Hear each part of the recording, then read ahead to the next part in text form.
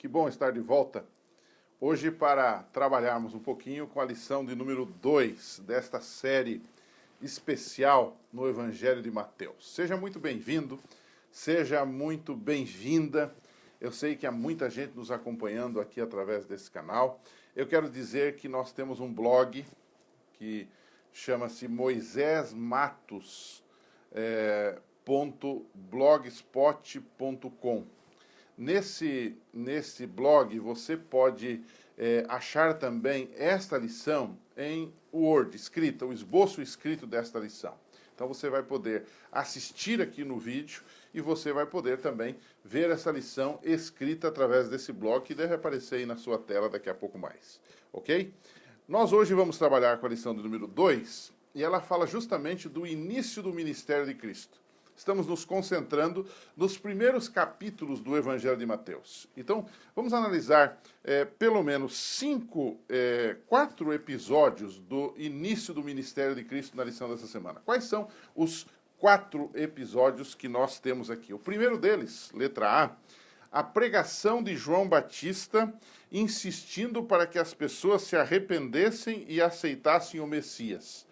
Esta pregação de João Batista, ela foi baseada no que os profetas haviam anunciado sobre o precursor do Messias. Então, o primeiro ponto seria a pregação de João Batista. Você pode situar os seus alunos mostrando quem era João Batista, qual é o objetivo dele, por que ele veio, que era justamente preparar o povo para a vinda do Messias, que era o Senhor Jesus Cristo. Segundo episódio dos eventos do início do ministério de Cristo, que a lição nos apresenta, e a Bíblia, logicamente, são as tentações de Satanás. Satanás que se achava maior do que Jesus. Satanás queria suplantar Jesus. Então agora ele leva Jesus para tentações diferentes, está em Mateus capítulo 4, que você pode olhar depois. Terceiro episódio da lição desta semana é o início do ministério de Cristo após as suas tentações na Galileia, uma região desprezada. Como você sabe, a Galileia era, na verdade, um lugar onde habitavam judeus misturados. Judeus que haviam sido, seus pais, os seus ancestrais, haviam sido levados para diferentes países pagãos como escravos, não é? Especialmente naquela ocasião, em 722 a.C., quando judeus foram levados cativos pela Assíria, e a Síria tinha um costume mau. A Síria não era como os babilônios, que levavam os escravos e deixavam num lugar fixo e tentavam ali transformá-los em pagãos. Na verdade, a Síria tinha um costume um pouco pior. Ela tomava as famílias, os escravos, e ela os espalhava por diferentes países, por diferentes lugares, com diferentes costumes, com diferentes religiões, com diferentes deuses. Então você imagine o nó, a bagunça que isso fazia na cabeça das pessoas e dos seus filhos, dos seus netos que vinham depois. Então, esses judeus que habitavam nesta região tinham uma forte influência deste pessoal ali que era misturado.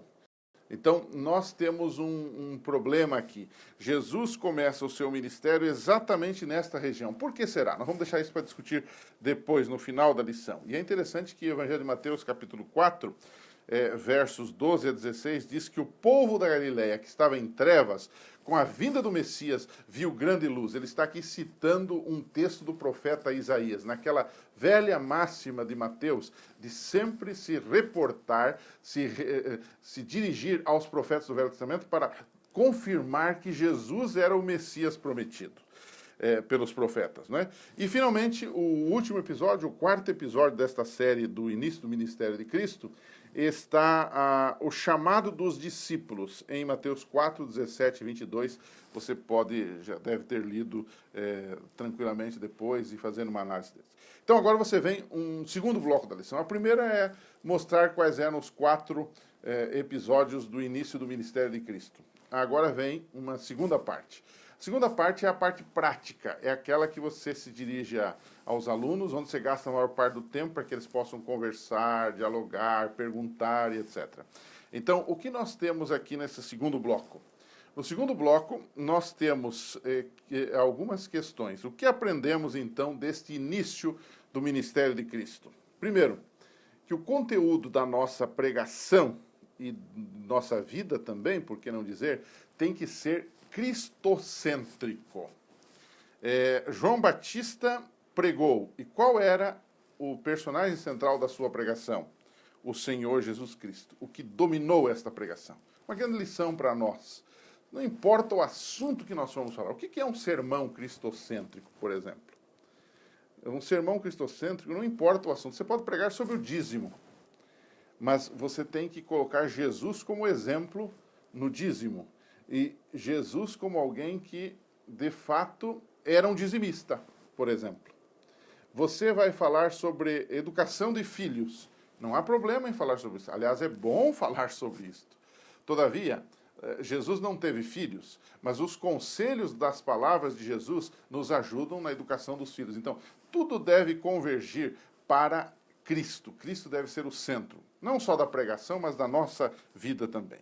Segundo ponto que eu destacaria aqui, desta questão do que aprendemos dos episódios do início do ministério de Cristo, é que o diabo é o nosso adversário, sempre. E muitas vezes ele quer dar a ideia de que ele é maior do que Jesus. Não é? Foi o que ele fez quando tentou Jesus num momento de fragilidade. Ele estava com fome, estava jejuando já há alguns dias, e o diabo foi lá e tentou Jesus. Mas se nós procedermos como Jesus procedeu, citando a palavra de Deus, alicerçado na palavra de Deus, nós não cairemos. Este é um ponto extremamente interessante também, né? E, finalmente, a terceira e última lição desse segundo bloco, eu diria que os pecadores e o interesse na salvação deles foi o foco do ministério de Cristo. Tanto é que Jesus não chamou pessoas letradas, não é? Mas ele chamou pessoas iletradas e pecadores públicos. Por exemplo, os pecadores para serem seus discípulos. Então, o foco de Jesus era salvar os pecadores. E a grande pergunta para nós, como igreja, hoje é a mesma coisa. O nosso foco é salvar os pecadores ou o nosso foco é massagearmos o nosso umbigo?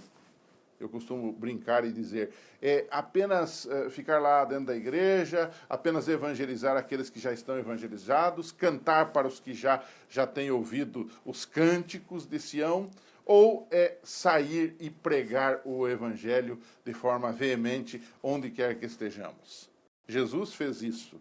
Ele não se limitou a ficar num casulo, mas ele saiu e especialmente começou nas regiões mais, entre aspas, pecadoras de onde ele viveu na Palestina. Então, são coisas para a gente pensar. E para concluir, então, eu queria que você fizesse um exercício. Sempre é bom pegar os alunos, fazer com que eles participem, né? Aliás, escola sabatina é participação.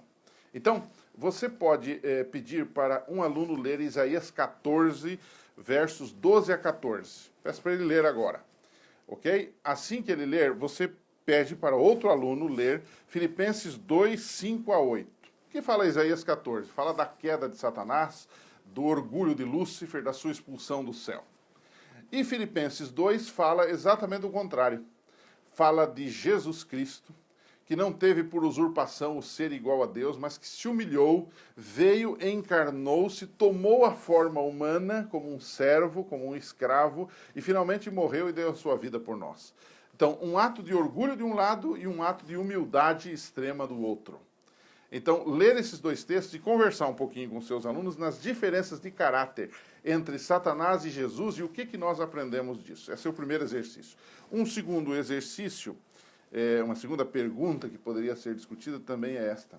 Por que será que Jesus escolheu começar o seu ministério num lugar onde havia uma mistura de raças e onde o compromisso com Deus não era lá essas coisas? As pessoas, pelos muitos conceitos que eles tinham, pela mistura de cultura que eles viviam ali naquela região da Galileia, não era um lugar de grande compromisso com Deus. Aliás, havia muita superstição, muito misticismo, semelhante ao nosso mundo de hoje, onde as pessoas falam em Deus de diferentes formas, de diferentes maneiras. Por que Jesus escolheu logo estar ali? Por que era importante a presença de Jesus ali? Discuta com a sua classe e tente arrancar deles lições para os nossos dias, para a pregação do Evangelho hoje. Que Deus te abençoe. a gente vai se encontrar aqui de novo nesse espaço, nesse canal que tem sido uma bênção para a minha vida e para a sua vida também. Um abraço e a gente se encontra.